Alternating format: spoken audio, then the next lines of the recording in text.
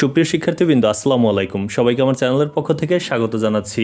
তোমরা যারা সিলেট বোর্ডের শিক্ষার্থী, তোমাদের বাংলা প্রথম পত্র পরীক্ষার গ সেটের যে এমসিকিউ সলভ সেটি এখন দিচ্ছি। 1 নম্বর প্রশ্নের উত্তর হবে গ, 2-এর ঘ, 3-এ ঘ, 4-এর গ, 5-এর ক, 6-এর গ, 7-এর খ, 8-এর ঘ, 9-এর খ, 10 ক, 11-এর ঘ, 12-এর ক এবং 13-এর ক।